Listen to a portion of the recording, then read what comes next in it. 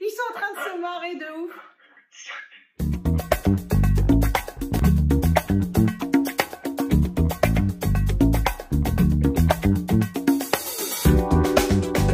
Bonjour, je suis Caroline Loisel. Je suis à la fois conférencière, coach et voix off.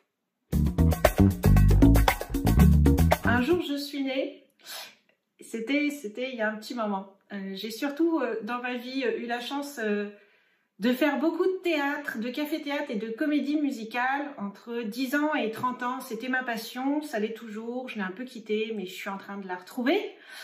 Et depuis quelques années, je retrouve justement ce plaisir de la scène à travers l'exercice du métier de voix off.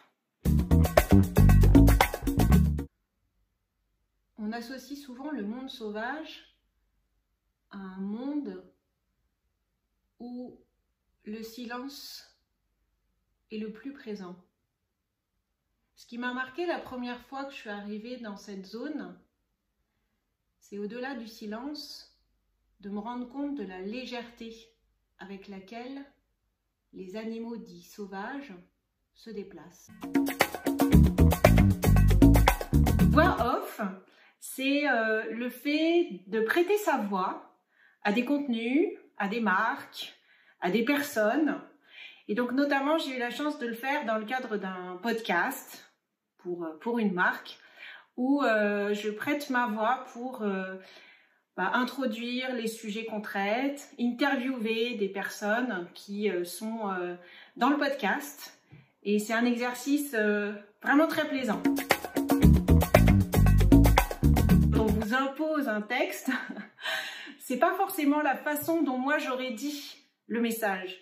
Alors parfois avec la personne avec laquelle vous travaillez, vous avez la liberté de changer certaines formulations ou de rajouter des petits mots qui vous semblent vous créer un peu plus de musicalité. Et puis parfois ce n'est pas possible, il faut absolument respecter le texte. Une forme d'énergie à avoir et à la fois de palette de ces énergies. On parle de palette de couleurs et là je parlerai de palette d'énergie. Une forme aussi de sensibilité et je dirais aussi le goût des mots, le goût des formulations. Et puis je pense qu'aussi il faut aussi aimer sa voix. Hein. Si on n'aime pas sa voix et que quand on met le casque, ça nous semble terrible, voilà. Donc il y a aussi oui, le fait d'apprécier sa voix parce que quand vous êtes sous le casque, vous l'entendez pas du tout de la même façon. Ça existe. Ça prend pas forcément. On apprend surtout le côté aussi technique, la respiration, comment conserver la clarté de sa voix, comment jouer avec son timbre, sa tonalité. Et je vous avoue, je n'ai pas fait cette formation, je m'y suis intéressée, j'ai regardé le programme, je pense que je la ferai. Aujourd'hui, j'en ressens pas immédiatement le besoin, mais voilà, ça peut venir compléter d'un point de vue effectivement technique.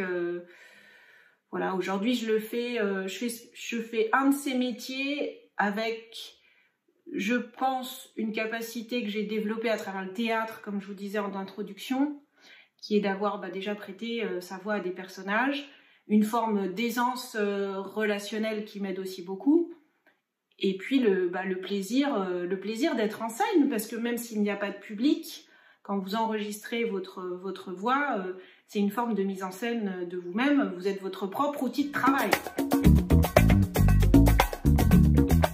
Voix on.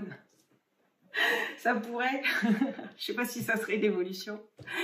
Non, moi je pense que l'évolution c'est peut-être de prêter sa voix off, je sais pas, dans des spectacles en live, on pourrait imaginer des choses autour de ça. Je fais aussi des conférences, alors je pense que ça me donnera des idées un jour, parce que le fait de le faire en live et non pas en enregistrement, vous n'avez qu'une seule chance de faire l'exercice et la bonne impression que vous voulez donner. Et après, peut-être que l'évolution, oui, c'est le doublage, parce que là, du coup, on franchit une marche supplémentaire.